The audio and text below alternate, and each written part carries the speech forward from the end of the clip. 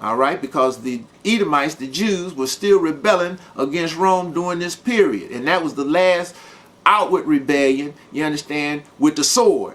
Simon Bar Kokhba from 132 to 135 CE AD. Now, it says Christianity is a direct sense and offshoot of Judaism because Jesus and his immediate followers were Jews living in Palestine, and Jesus was believed by his followers to have fulfilled the Old Testament prophecies of the Messiah.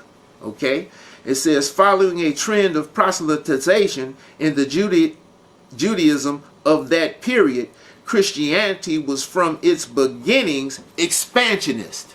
All right, so it was about conquering.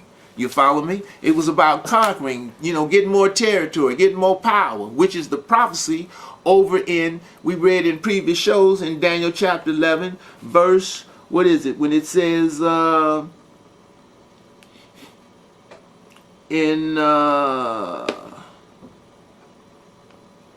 in chapter 11, Daniel, and I'm going to pick it up verse 38. But it says it's talking about Augustus Caesar, okay, who magnified himself above all. But it says, but in his estate he shall honor the God of forces, weaponry, and here's Jesus coming in here now. You understand? And a God whom his fathers knew not shall he honor with gold and silver and with precious stones and pleasant things. Now this is during the time of Constantine. It's done left Augustus.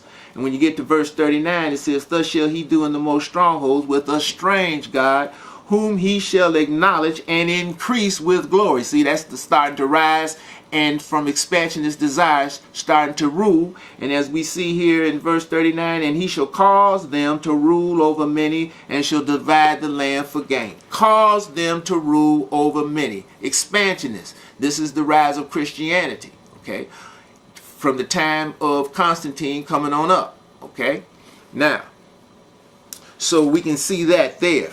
All right. Now, when you go over here again,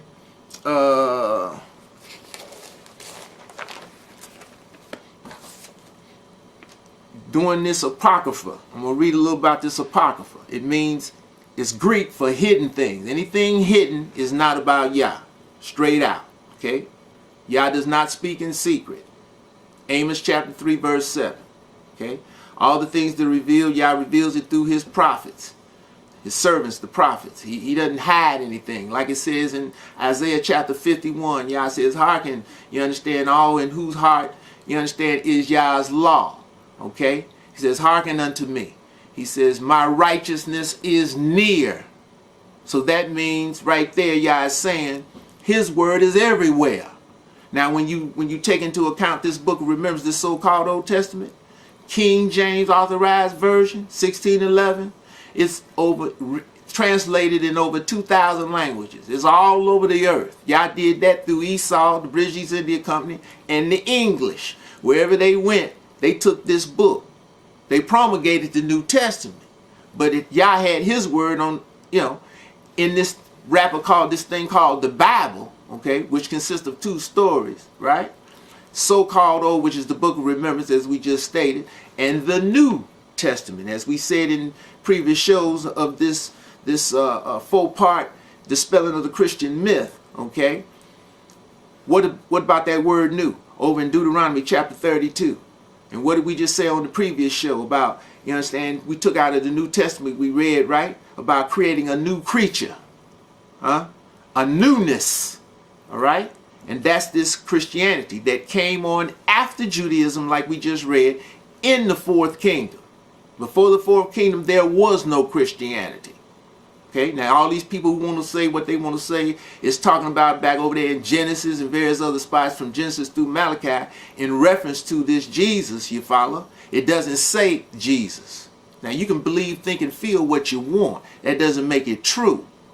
Okay, that doesn't make it a lie, but it doesn't make it true either. That's just your belief. And whatever's in the mind, subjective and not objective, is just that. It's in the mind, it's not real. Okay? Anything real is what? Mental and physical. Subjective and objective. It's mental and physical. It's tangible. All right? It has nothing to do with belief. It's what you know. Okay?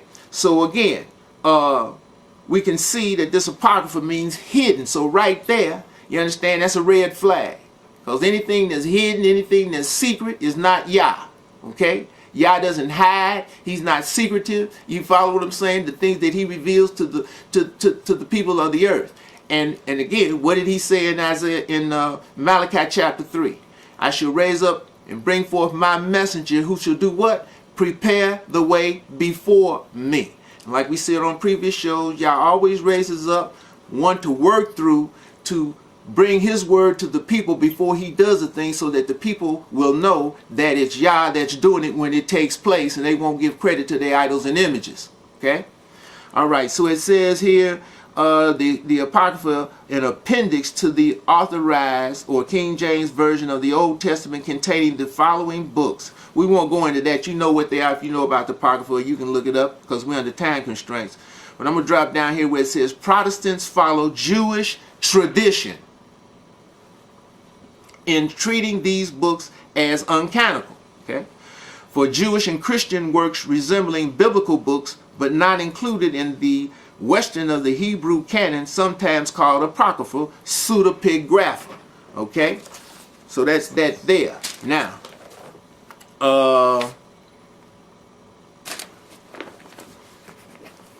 when you go over here to, we're going to go over here to pseudepigrapha, and it says things falsely ascribed. Okay? Pseudepigrapha. Uncanonical writings of a biblical type, usually of spurious date and authorship. That's why we just read earlier. They don't know when these books were written. They can't give you a date because they didn't give you a date because they were written later. What? They said, what, around 180 BCE, you understand, when the Septuagint was finished? Okay, which introduced this had a line in there about some Jesus. You follow what I'm saying? And then even later, as you keep coming up, you understand, we're going to read something in a second here. You'll see more changes. It's steadily taking place. All right? It says 3 of the best known pseudepigrapha are placed in the Apocrypha, the authorized version of the Bible. Okay? The pseudepigrapha are both Jewish composed. Did you hear that? The pseudepigrapha are both Jewish composed, 200 BCE, okay, to 200 AD. Span of 400 years, all right. Christian, the 50 AD to 400 AD. See, this is when they doing all this writing. This is when they putting all these other things in. You follow me? So from 200 BCE to 400 AD, what, a period of 600 years, they're writing. You follow me? Okay. It says such Jewish writings were composed either in Palestine or by Jewish Hellenistic groups. Okay, now we got another piece here. This is out of the Oxford Bible. That's basically the main purpose of it is for historical value, because they've, done a lot more tampering and tampering with key spots in this Oxford Bible. But for the historical value, it's real good. Okay, and they got some history back here. We're gonna read just a little bit of it. It says Southern Palestine. Okay, Southern Palestine. Okay, that's the land. That's the territory of Yehuda, south of Jerusalem. Southern Palestine came to be known as Idumea. Did you hear that? Southern Palestine became known as Idumea, Esau.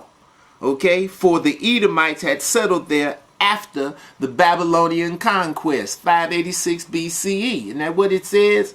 You follow me? Over in the book of Obadiah, they stood in the crossway, the descendants of Esau, caught our forefathers and handed us over so that we could be removed far from our borders.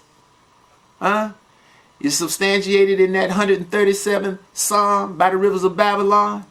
Okay? We said on previous shows, Nebuchadnezzar came in, burnt the temple down. That's why y'all brought him. That wasn't enough for Esau. When you go in that 137th Psalm down at the bottom, what does it say? Don't forget Edom, who said what? Raise it, even to the foundation there. They will break up the foundation. Get any members of Yah up out of there.